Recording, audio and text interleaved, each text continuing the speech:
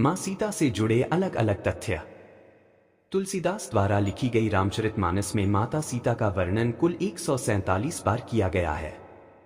इसके अलावा देवी सीता के स्वयंवर का भी उल्लेख मिलता है।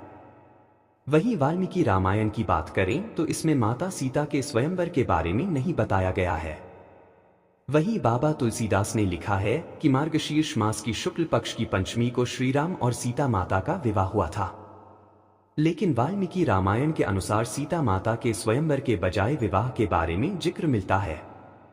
इसके अनुसार उनका विवाह बाल्यावस्था में मात्र 6 वर्ष की उम्र में ही हो गया था। गंगा मैया का जन्म कैसे हुआ और कैसे हुआ इनका मनुष्य से विवाह बाद नहीं गई माता सीता अपने मायके। जानकारी के अनुसार माता जानकी मात्र 18 वर्ष की उम्र में श्रीराम के साथ वनवास चली गई थी। विवाह के बाद माता सीता कभी भी अपने मायके जनकपुर नहीं गई थी। हालांकि वनवास जाने से पहले पिता जनक ने सीता माता को जनकपुर चलने के लिए कहा था, लेकिन उन्होंने अपने पतिव्रता धर्म का पालन करते हुए जाने से मना कर दिया।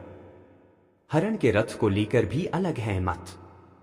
माता सीता के हरण को लेकर भी वाल्मीकि और रामचरितमानस में अलग अलग मत मिलता है। वाल्मीकि रामायण के अनुसार रावण ने माता सीता का हरण अपने ही दिव्य रथ, जो कि सोने का बना हुआ था, उसी से किया था।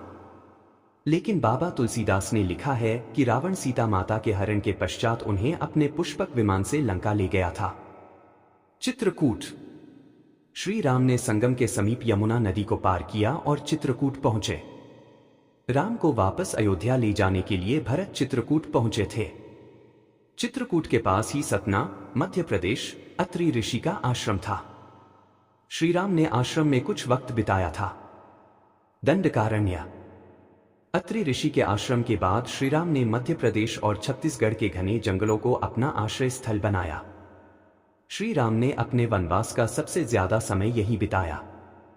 यहां लगभग 10 वर्षों से भी अधिक समय तक रहे थे। पंचवटी।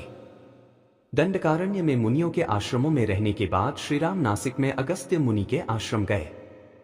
नासिक के पंचवटी अगस्त ऋषि के आश्रम में भी श्री राम ने वनवास का कुछ समय यहां बिताया। यही वह स्थान है जहां पर लक्ष्मण ने शूर्पणखा की नाक काटी थी। इसके बाद दोनों भाइयों ने खर व दूषण के साथ युद्ध किया। इस क्षेत्र में मारीच और खर और दूषण के वध के बाद राक्षसराज रावण ने माता सीता का हरण कर लिया और जटायु का भी वध किया। सीता को खोजते हुए श्री राम लक्ष्मण तुंगभद्रा तथा कावेरी नदियों के क्षेत्र में पहुंचे।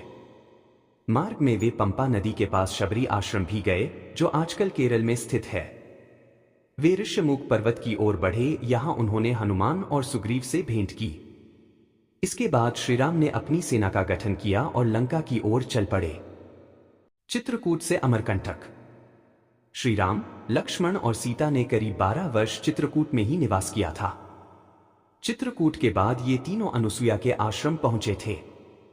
यहां से टिकरिया, सरभंगा आश्रम, सुतीक्ष्ण आश्रम, अमरपाटन, गोरसरी घाट, मार्कंडेय आश्रम, सारंगपुर होते हुए अमरकंटक पहुंचे थे। चित्रकूट से अमरकंटक की यात्रा करीब 380 किलोमीटर की थी। अमरकंटक से पंचवटी। अमरकंटक के बाद श्री राम, लक्ष्मण और सीता पंचवटी की ओर चल दिए थे। पंचवटी में गोदावरी नदी के किनारे पर इन्होंने कुटिया बनाई थी। उस जगह पर गोदावरी धनुषाकार थी। यहीं श्रीराम और जटायु का परिचय हुआ था। जटायु ने श्रीराम को बताया था कि वे राजा दशरथ के मित्र हैं। पंचवटी में एक दिन शूर्पणखा पहुंच गई और वह श्रीराम पर मोहित हो गई थी। उसने श्रीराम से विवाह करने की बात कही तो श्रीराम ने मना कर दिया। इसके बाद शूर्पणखा लक्ष्मण के पास पहुंची थी। लक्ष्मण ने भी विवाह के लिए मना कर दिया तो शूर्पणखा सीता को मारने के लिए आगे बढ़ी तो लक्ष्मण ने उसकी नाक काट दी। शूर्पणखा वहां से खरदूषण के पास पहुंची। खरदूषण पंचवटी क्षेत्र में रह रहे थे। खरदूषण श्रीराम, लक्ष्मण को मारने पहुंच गए। श्रीराम लक्ष्मण ने उनका वध कर दिया। इसके बाद शूर्पणखा रावण के पहुंची और रावण ने योजना बनाकर मारीच की मदद से सीता का हरण कर लिया। पंचवटी से किष्किंधा। सीता हरण के बाद जटायु ने उन्हें रावण के बारे में बताया तो श्रीराम पंचवटी से दक्षिण दिशा की ओर आगे बढ़ने लगे। पंचवटी से करीब 1255 किलोमीटर की यात्रा करने के बाद श्रीराम दक्षिण दिशा में किष्किंधा राज्य पहुंचे थे। उस समय किष्किंधा रामेश्वरम से करीब 25 किलोमीटर दूर ऋषिमुख पर्वत पर स्थित थी। हनुमान जी ने श्रीराम ने पहली मुलाकात में पूछा था कि आप पंपा नदी किनारे क्यों घूम रहे हैं।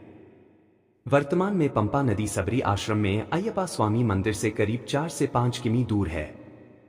इससे स्पष्ट है कि किष्किंधा नगरी दक्षिण दिशा में पंपा नदी के पास ही थी। किष्किंधा से लंका। किष्किंधा में श्रीराम ने बाली को मारकर सुग्रीव को राजा बना दिया था। इसके बाद सुग्रीव ने चारों दिशाओं में सीता की खोज में वानर सेना भेजी थी। दक्षिण दिशा में हनुमान जी, अंगद, जामवंत, नलनील आदि वानरों को भेजा था। दक्षिणा दिशा में हनुमान जी की भेंट संपाति नाम की गीत से हुई।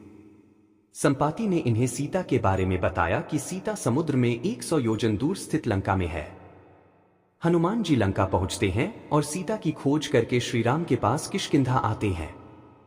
इसके बाद श्रीराम वानर सेना के साथ दक्षिण दिशा में समुद्र तट पर पहुंचते हैं।